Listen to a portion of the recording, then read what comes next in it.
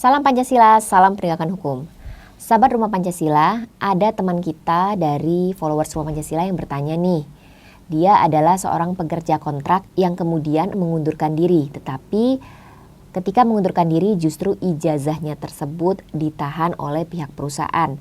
Nah, bagaimana langkah hukum yang dapat dilakukan dan kemudian bagaimana dasar hukum dari penahanan ijazah tersebut?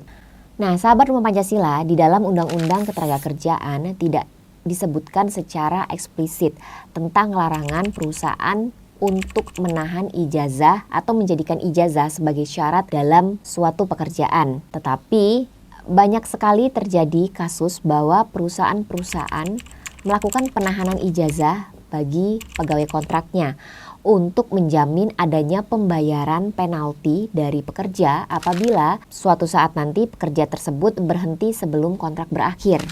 Nah, tindakan yang dilakukan oleh pihak perusahaan dengan menahan ijazah milik dari karyawan tersebut adalah tindakan pelanggaran hukum, sebagaimana ketentuan pasal 372 KUHP tentang penggelapan.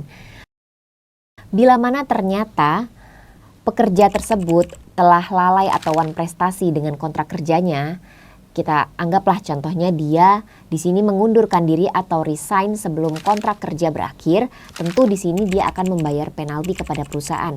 Tetapi dengan tidak dibayarkannya penalti, tidak berarti perusahaan dapat menahan ijazah tersebut sampai dengan uang penalti dibayarkan, karena hal tersebut adalah dua permasalahan hukum yang berbeda. Ketika seorang buruh resign, maka telah putus hubungan antara pekerja dengan perusahaan, sehingga hak-hak karyawan baik itu pemberian uang pisah maupun ijazah wajib dikembalikan oleh pihak perusahaan. Dan terkait tentang uang penalti yang tidak dibayarkan, maka di sini perusahaan dapat mengambil langkah hukum dengan mengajukan gugatan perdata yaitu wan prestasi, tetapi tidak untuk menahan ijazah dari buruh tersebut.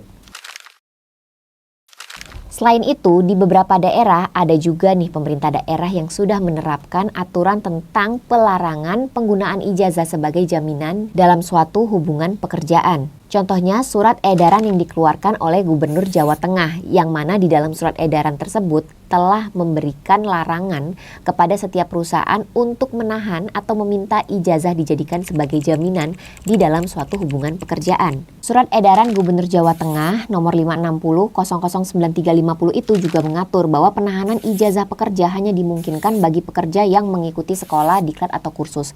Jadi ketika perusahaan itu membiayai atau menyekolahkan dari pekerjanya, maka ijazahnya dalam hal ini boleh ditahan.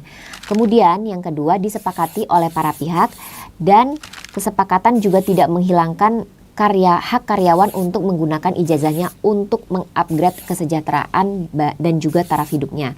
Dan yang terakhir, penahanan ijazah kalau menurut surat edaran Gubernur Jawa Tengah ini hanya boleh dilakukan paling lama 2 tahun saja.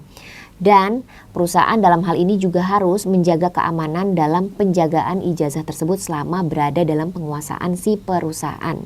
Serta saat perjanjian kerja sudah berakhir, maka di sini perusahaan wajib untuk segera mengembalikan kepada pihak buruh.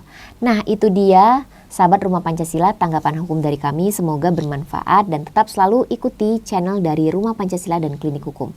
Salam Pancasila, salam penegakan hukum.